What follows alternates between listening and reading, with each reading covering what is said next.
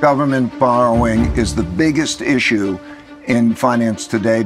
Governments around the world are addicted to debt. The sovereign debt levels globally have just grown exponentially. In the case of the developed countries, the average ratio of public debt to GDP is now back to where it was in 1945. That's rather striking. It's politically impossible to solve. Exploding debt is a real worry. If you're an investor, you start wondering what's going to happen and whether there's going to be debt default. The music stops when you get a major crisis. The big question is, at what point does the bond market break? We just don't want the bond yield to get up to a point where it crushes the economy, because then the bond vigilantes will have taken their vengeance. A determined central bank can always override any market pressure. I think bond investors should be terrified.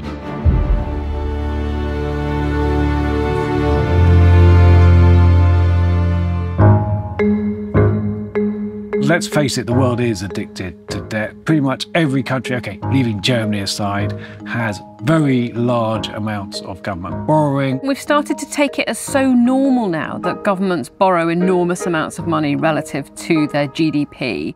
The US, Japan, Canada, Italy, France, all of these countries have very high debt levels by historical standards. Wherever you look, you see problems of government debt or deficit.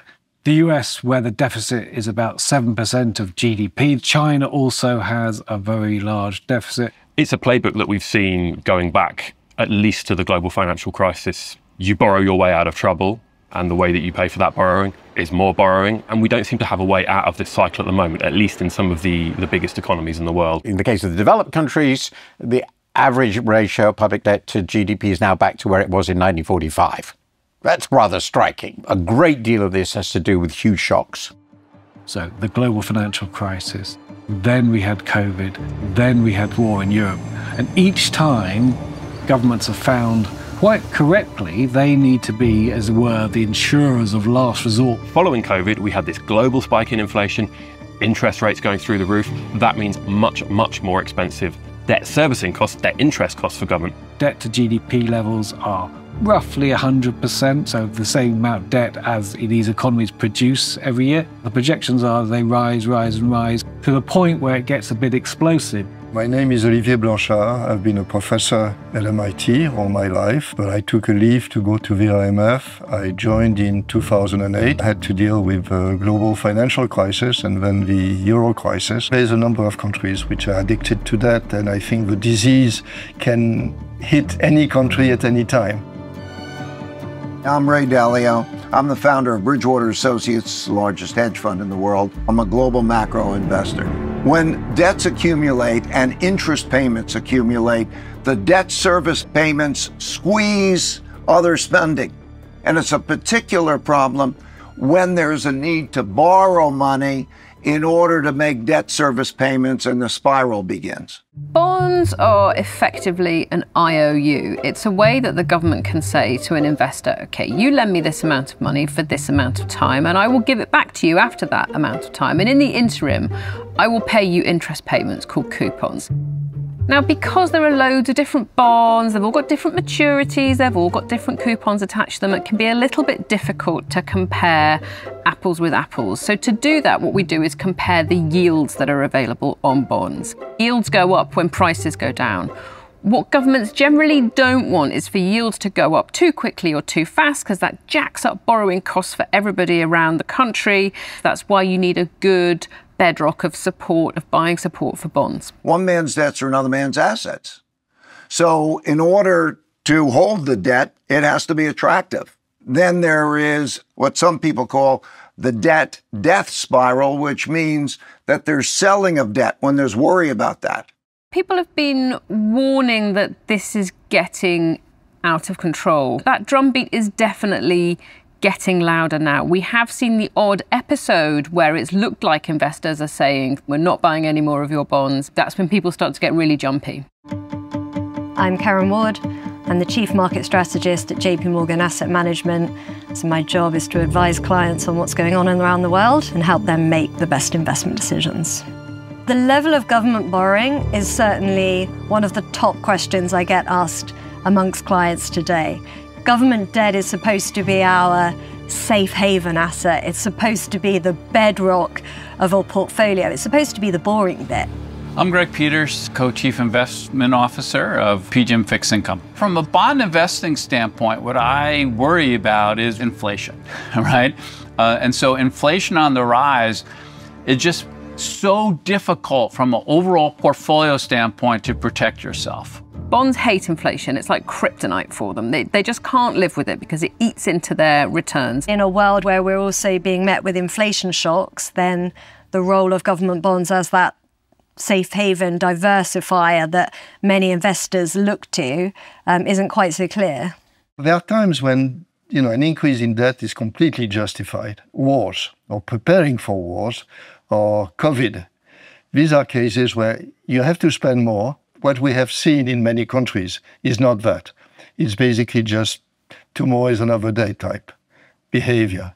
The world has been addicted to debt because debt has been for free. So we're coming out of this zero negative interest rate world where there's been nothing but encouraging taking on more debt. I'm Stephanie Kelton, and I'm a professor of economics and public policy at Stony Brook University. I do a lot of public speaking, finance, hedge fund, investment bank. That's my crowd. I can poll them before I go in and say, how many people think we should be reducing budget deficits? Almost every hand goes up. How many people are worried about the national debt? Almost every hand goes up. When I put this graph up, everything changes. This is the United States of America. The government has been running deficits for virtually my entire life. But look up, and they see surpluses in the rest of the world and surpluses in the US private sector. If you want to eliminate the government deficit, you're going to erase all of the other surpluses because the one is creating the other. The government deficit is doing something very useful, which is creating a surplus, allowing the rest of us to net save. Their red ink is our black ink. My name is Russell Napier, an advisor to investment institutions. One of my joys is also to be the keeper of the Library of Mistakes, a business and financial history library here in Edinburgh. There is an issue with there being too much borrowing in the government sector, but it has to be seen in conjunction with too much borrowing in the private sector. If we lived in a country where government debt to GDP was high, but the private sector debt to GDP was low, then the consequences of this government debt addiction would actually be quite different. Private borrowing, private debt and private markets are, in my view, just as big a problem. Really big private busts cause explosion of government debt. After the financial crisis, until the pandemic, and really a year or two after the pandemic, all we were worried about was inadequate demand and deflation. That was a world in which monetary policy was aggressively stimulative. Inflation has come back and the inflationary pressures seem quite strong. When you're dealing with government's requirements in the political system, there's a desire for spending. When you get credit and you can hand things out on credit, at that time, it's better. Credit produces debt. One of the ways we tried to deal with that situation for the last decade was to try and cut back on other areas of spending. But that's actually left us with a new problem. We haven't been committing enough to public services, public infrastructure. And you can see that the pressure is on governments around the West to, if you like, make up for the lost spending that happened during the decade of austerity. You've got all these pressures which are building up. We've got quite weak growth, so you don't have hugely rapidly growing tax revenues. You're gambling with World War III. A more uncertain global security world, defence is going to become more of a priority, not less. An ageing population. There's a green transition. Now, a lot of that needs some sort of public support to make it happen faster. And we're likely to see interest rates much higher than they were before, and that adds an additional burden. We've now got to the point where it's pretty normal for governments to borrow on a kind of crisis pace every year. In a world of low inflation, you can get away with this. Bond investors will fund you and fund you and fund you. But in a world where it is not likely that inflation stays low, that is when time is called upon the whole thing. Supply and demand are running headlong into each other. The bond market was the ultimate arbiter, right, of fiscal responsibility. The bond vigilantes, so to speak, step in and actually focus the mind of politicians. I'm Ed Yardeni. I'm the president of Yardeni Research, focusing on global macroeconomic and financial markets.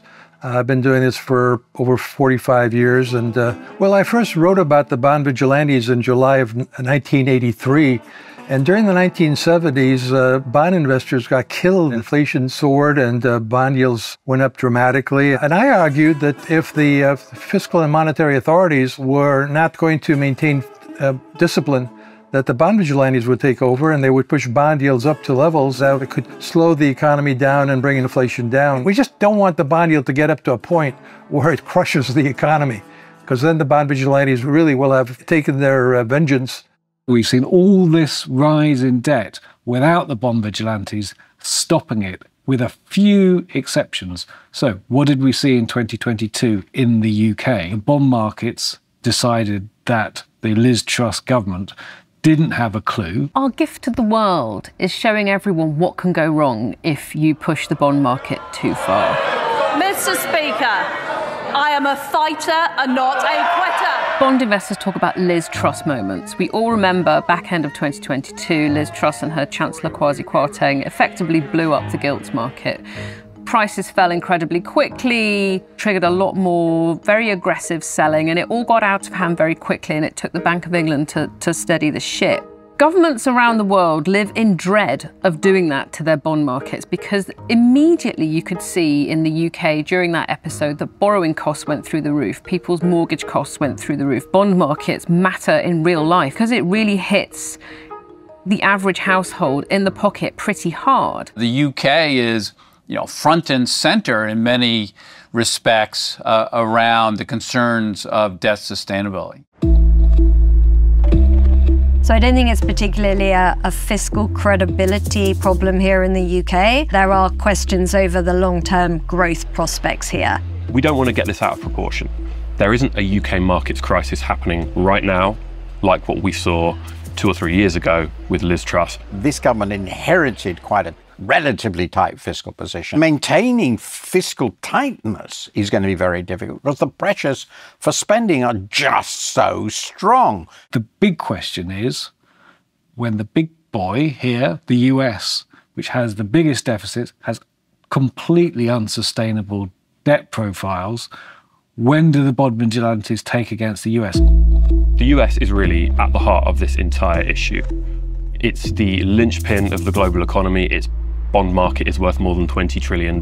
It has a bigger deficit than most Western countries. And then you have Donald Trump coming into office. Worst case, you're looking at 10 years forward, 160% debt to GDP. That is an eye-popping, staggering number. The US federal government spent $880 billion on debt interest last year. That's 4 times the level of a decade ago. And it's more than they spend on the military, almost as much as they spend on health. If the way that you pay for debt is to issue more debt, you're vulnerable to a rise in interest rates, and that's exactly what's happened. It's approaching 25% of all revenues just to pay back the debt, and that is the classic debt trap, right? It's a hole that you can't dig out of, and you can't inflate your way out. Well, the US is running an enormous deficit, about 6% of GDP, which in peacetime at full employment, remember, is extraordinary. I mean, it's absolutely enormous. And the trajectory for US debt, if you look at standard forecasts, I mean, it's very, very disturbing. Since it's the most important country with the most important currency. The projected amount of debt that has to be sold, which equals the deficit, is 7.5% of GDP. And at existing interest rates, that raises also debt service a lot. So it's right at that precipice. I think the way that you address this issue is you make a bipartisan, cross-party lines commitment to 3% of GDP. People are so conditioned to hear the word deficit and think it's a pejorative. And what I think we have is a linguistic problem. We're using words like deficit and debt to describe things that are really quite benign. When people say they're very worried about the government deficit, what they're saying is, I'm very worried about the financial surplus that's in the non-government part of the economy. Call it the net contribution instead of the deficit.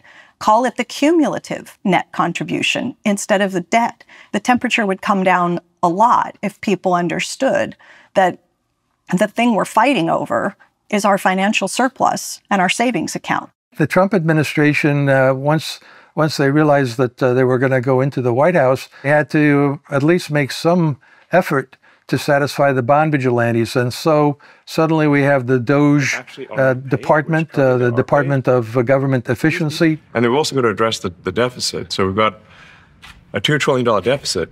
And if we don't do something about this deficit, the country's going bankrupt. Maybe this Department of Government Efficiency, which Musk is supposed to head, will somehow find enormous savings which will be enacted. I'm very, very skeptical that there's anything there which will be big enough to offset likely tax cuts. Elon Musk was kind of, I think it was asked during the campaign, how much do you expect to cut off from the deficit? And he right away blurted out $2 trillion. Even he's backed off on that. I'm skeptical that Musk will be able to reduce spending sufficiently to decrease the deficit by any substantial amount. It would take some hiccup in bond markets, in the treasury market, to actually lead Congress to be slightly more responsible. The US is crucial to the global financial system. The dollar is the world's currency of trade, of cross-border debt. People in other countries, big investors, central banks, they need to hold dollars. That means they need to buy US government debt. It's the benchmark safe asset for the whole world.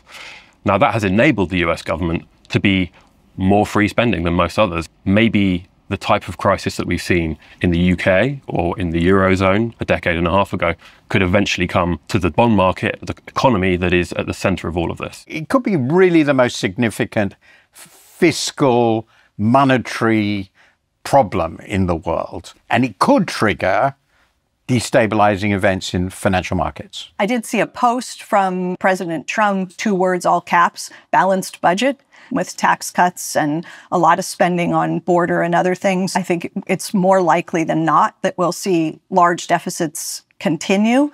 On the flip side, we've also seen with a country like Japan that you can have very, very high government debt levels for a very long time and really nothing bad happens. The key to Japan's success, if you like, is that their very high debt levels have been accompanied by an economic stagnation where the central bank keeps interest rates very low and also does quantitative easing where it buys up all of the debt. So it doesn't really enter the market. And you had the currency depreciate by 4% a year. So you lost about 70% relative to US bonds. It's going to be a bad deal. The bond vigilantes, if we want to be honest, they're the central bankers.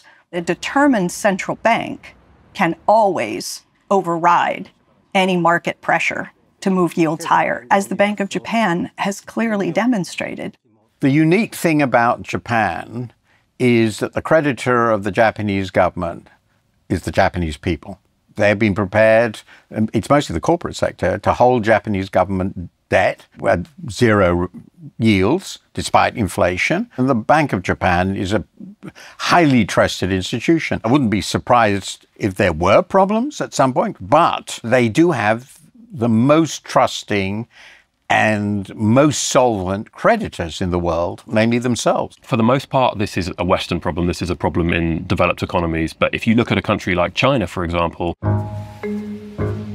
a lot of people now are drawing parallels between China's economy and Japan's 10, 20, 30 years ago, talking about demographics, aging populations, debt levels going up. You look at the debt levels in China, it's staggering. You could be seeing a situation there where these kind of existential worries about debt become an issue too. The Eurozone's public finances are rather stronger than those in the UK or the US or Japan, but the Eurozone's not a cohesive picture by any stretch of the imagination. Italy is one of the biggest borrowers, if not the biggest borrower in the euro area. France just politically has a really difficult time reining in spending. And in France, there are plenty of issues that we have to confront, including the deficit and the debt. And so I'm involved in those discussions. The debt level is high, but it's increasing, and that's what worries me. I think we have to at least stabilize the ratio of debt to GDP, and that's a big number. I mean, to do this under the best assumptions that I can make, it's 150 billion that we have to find. In the current political environment, that's absolutely impossible. It may well require the kind of crisis which makes people sit down and be willing to accept cuts. And without it, I'm not sure we'll get there. You've got an additional element here, which is Germany, the poster child for limited spending, limited borrowing, one of the safest and frankly most boring bond markets on earth. Germany's new chancellor has reached a historic deal to spend hundreds of billions of euros on defence and on infrastructure. Now, this is a huge change. We're talking about an economy that has historically been very reluctant to borrow heavily. So in a sense, Germany is belatedly joining the global debt party. They need more domestic demand, and the private sector runs a huge surplus in Germany. It doesn't generate demand adequately, has to spend a lot more on defence. We all know it. Its growth is very slow. It needs a lot more public sector investment. Investment has been very weak. If you need a defence build-up, you need to borrow. That's what governments are for. Whilst the rest of the world have been spending, whether that's checks in the post in the US during COVID, huge support for industry, like we've seen in China supporting its electric vehicles. We haven't seen the same behaviour in Germany, but it's paid the economic price for its prudence. It's really struggling to compete with some of those car producers in China that, thanks to those subsidies, have reached massive economies of scale. The consumer in Germany, not having had those checks in the post, is much more cautious, hasn't been spending. The investment community has been crying out to Germany to borrow for the last decade and a half. They've been reluctant to do so. Now that they are, as I say, belatedly joining the party, people are assuming this will be great news for the German economy, great news for the European economy. Debt is not always bad. That's the important thing to remember here. Italy is a bit different from France. It has a high level of debt, but again, between 100 and 130. What you have is a prime minister who actually is fairly responsible from a fiscal viewpoint. One of the reasons is that a lot of money from Brussels is conditional on good behavior. Italy is behaving fairly well. The bond vigilantes have never been potentially more powerful simply because there's a lot more debt. Whether the politicians get the message is a whole other story. We have to get the government deficits down to a level so the debt doesn't rise relative to incomes. If it's not done like that, you will have a high risk of a financial market heart attack. You just can't say, at X percent, that's when the bond market's going to wake up. That lack of clarity around an exact number is the problem. That's the thing that really worries investors, because there's nothing they can do to hedge against it or prepare for it. A big risk here is what we saw in the 70s. Governments that issue debt in their own currency very rarely default. With the Trump administration possibly at war with the Fed, that could look quite plausible in a year or two. And if that happens, then the bond market would certainly break. You get high interest rates, high inflation, and in the end, inflation wipes out the debt. And that should make the investors very worried. Something's got to give. Either bond investors have got to be convinced somehow to just chew down on returns that they really don't want, or governments have got to massively cut their spending. Austerity isn't going to happen. It may be a market impulse to go for a debt spiral, but governments would not permit it. These so-called vigilantes are back because they can see a world going forward where there's more inflation. My opinion on the vigilantes is that they will be assassinated. And this is what we did after World War II. We didn't allow the market to determine the price at which the governments would pay for credit. We forced people to buy government bonds, keep those yields at rates that any vigilante would consider obscenely bad value, to prevent the debt spiral and the death spiral. Whether we live in democracies or whether we live in dictatorships, the dictation will be to the vigilantes, not the vigilantes dictating to the governments. There's a real debate between economists. Some people will say the bill is falling due, something bad is going to happen if we don't cut debt soon. Other people will point out that actually government finances are not like household finances. You don't have to pay your bills because you control the money printing machine. Problem with that is that it's inflationary, so there's no zero-cost way to sort this out. If you don't like the fact that there's a large and growing treasury market, you could always make the decision to stop issuing more treasuries. It's a policy choice. It's not an economic imperative that the government issue securities to match the deficit each year. You don't need to get rid of government debt. All you need is to stabilise it at some level that your population and your lenders think is reasonable. Deficits can be useful when the economy goes down, right? There is a recession. Then it's clearly a good idea to have a larger deficit when times are bad, and a larger surplus when times are good. Public finances have to be sustainable. The wrong way to get there is have a massive, sudden fiscal shock and tightening. That was the great mistake after the financial crisis with austerity. But we should be sure that they're sustainable and that we should be sure that the public finances support growth. If you simply take the view, let's borrow as much as we can, then you'll find yourself with this problem in the private sector. Now, there are other people in that camp who say, well, that's really easy because we just fund it by printing more money.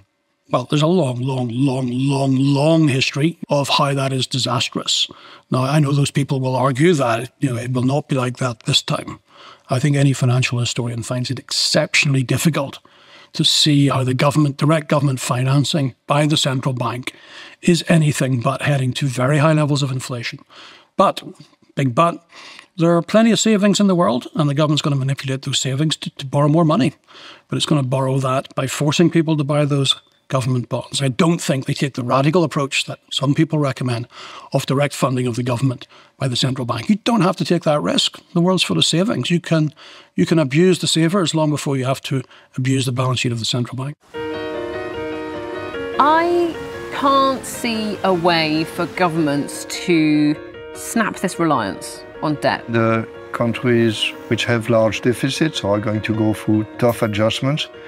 The notion of fiscal rules will come back. No panics. Panics are the worst thing you can do unless you've got an absolutely overwhelming immediate crisis.